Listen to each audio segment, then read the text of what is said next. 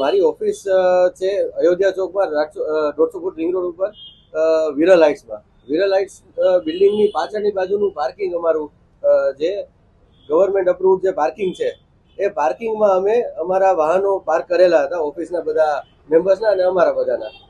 તો traffic police એ વાહનો ગેરકાયદેસર રીતે પાર્કિંગના વાહનો ટોઈંગ કરીને લઈ ગયા. અમે ઘણી બધી રજૂઆત કરવા માટેની અને રિક્વેસ્ટ કરવાની પ્રયત્ન કરેલા, પણ ટ્રાફિક પોલીસ સાંભળ્યા વગર ગાડી હંકારી મૂકવાની ગણતરી જ.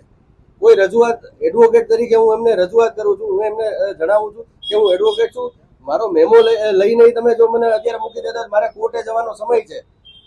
કાયદામાં જોગવાઈ છે, સુપ્રીમ કોર્ટના ઘણા બધા ગાઈડલાઈન છે કે જ્યારે કોઈ પણ એડવોકેટ કોર્ટે જતા સમયે કોઈને રોકવા નહીં, એવી ગાઈડલાઈન ઘણી બધી હોવા છતાંય ક્યારેય પણ એક પણ વસ્તુ સાંભળ્યા વગર ટોઈંગ કરીને લઈ ગયા.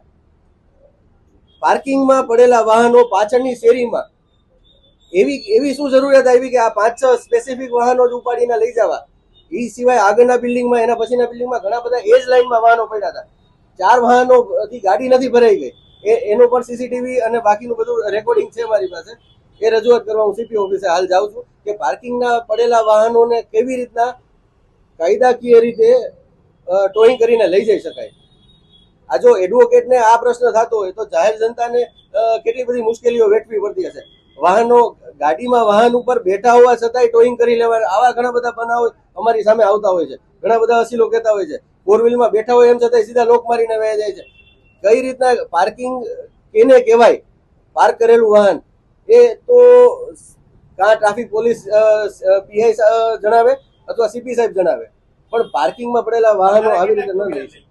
અત્યારે અમારી ઓફિસના 3 થી 4 વાહનો અત્યારે ટોઈંગ કરીને ક્યાં લઈ ગયા છે એ પણ અમને નથી જણાવ્યું. અમને એવું કીધું કે તમે તમારી રીતે રજૂઆત તમારે જે કરવી હોય કરજો.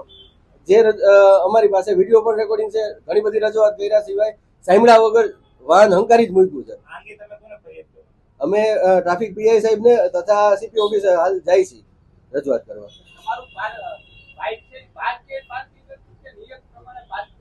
બિલ્ડિંગનું અલોકેટ પાછળનું જે પાર્કિંગ હોય કાયદાકીય રીતે, એ પાર્કિંગમાં જ અમારું વાહન હતું.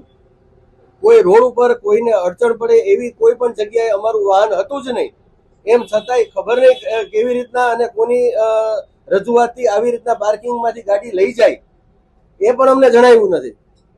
બસ કોઈનો ફોન આવ્યો અને અમે લઈ જાય છીએ. આ કેવી રીતના? આજ સામાન્ય જનતાનો પણ પ્રશ્ન છે ને એડવોકેટ તરીકે અમારો આજ સેમ પ્રશ્ન છે.